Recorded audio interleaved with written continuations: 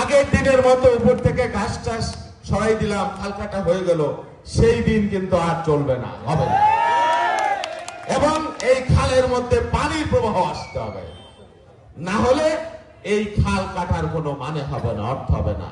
উনি যে কথা ঘোষণা করেছেন নির্বাচনের ইশতেহারে যে একটা ইনসাফ ভিত্তিক সমাজের উপহার দেবেন, একটা বৈষম্যহীন সমাজের উপহার দেবেন, কর্মসংস্থানের সৃষ্টি করবেন, দুর্নীতি ত্রুটি ধরে করবেন, সবগুলো উনি করে দেখাচ্ছেন, শুরু করেছেন।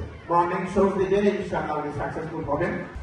শহীদ রাষ্ট্রপতি জিয়াউর রহমানের 19 দফা, বেগম খালেদা জিয়ার ভিশন 2030, আমাদের নেতা জনাব তারেক রহমানের 27 দফা এবং বিএনপি এবং যুগপৎ আন্দোলনের যেসব রাজনৈতিক দলগুলো ছিল তাদেরকে নিয়ে যে 31 দফা রাষ্ট্র মেরামতের 31 দফা ঘোষণা করা হয়েছিল।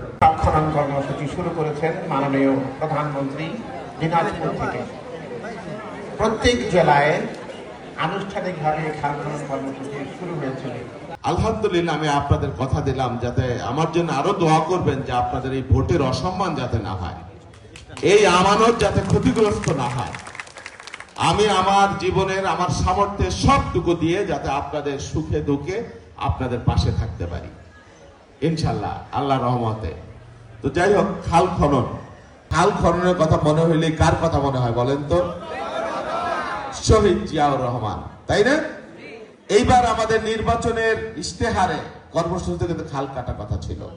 সবাই জানেন না, যারা বয়স্ক মানুষ আছেন তারা জানেন যে 72 যুদ্ধের পরবর্তী সময়ে 72 সাল 75 সাল দুর্ভিক্ষের সময় ছিল, মারাত্মক দুর্ভিক্ষ ছিল, মানুষ কচু খেয়ে গেচু খেয়ে জীবন ধারণ করেছে, ঠিক কিনা? হ্যাঁ, অনেক মানুষ মারা গেছে দুর্ভিক্ষের কারণে, খাদ্যের অভাবের কারণে। জিয়াউর রহমান যখন আসলেন 75-এর পরে, তিনি কিভাবে এই মানুষকে দুর্ভিক্ষের হাত থেকে রক্ষা করা যায় তার তো খুব স্বল্পকালীন সময়, আসলে 3.5 বছর করেছিলেন। কিভাবে করেছিলেন? এই যে নদী নালা খাল বিলে অবাধে পানি প্রবাহের মধ্য দিয়ে, নদীমাতৃক দেশ, চাই অবারিত পানির প্রবাহ, চাই অবারিত প্রাণ, প্রকৃতি, মাছের সমাহার। সেই বাংলাদেশ এখন নাই, আমাদের নদীগুলোতে পানি নাই, নদীগুলো মরে গেছে, শুকিয়ে গেছে, দখল হয়ে গেছে। এর নানাবিধ কারণ। প্রথমত আমরা নদীগুলোকে খনন করি নাই, দ্বিতীয়ত আমাদের সাথে ভারতের 52টি অভিন্ন নদীর একটা সংযোগ আছে।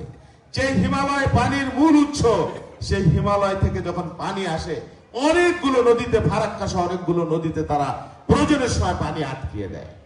সর্বোচ্চ পানি তিনি বাংলাদেশে আনতে পেরেছিলেন গ্যারান্টি ক্লোজ নামে একটা ক্লোজ, আন্তর্জাতিক চুক্তি অনুযায়ী সেই ক্লোজ তিনি সেই চুক্তিতে আনতে পেরেছিলেন। তারা অবশ্যই আমাদের বন্ধু রাষ্ট্র, আমরা প্রতিবেশীতে বদলাইতে পারবো না, সেই জন্য তাদের প্রতি অনুরোধ করব তারা বন্ধু ভাবাপন্ন হয়ে বাংলাদেশের মানুষের যে ন্যায্য অধিকার, পানির যে অধিকার, সেই অধিকার তারা আমাদেরকে ফিরিয়ে দেবে ইনশাআল্লাহ।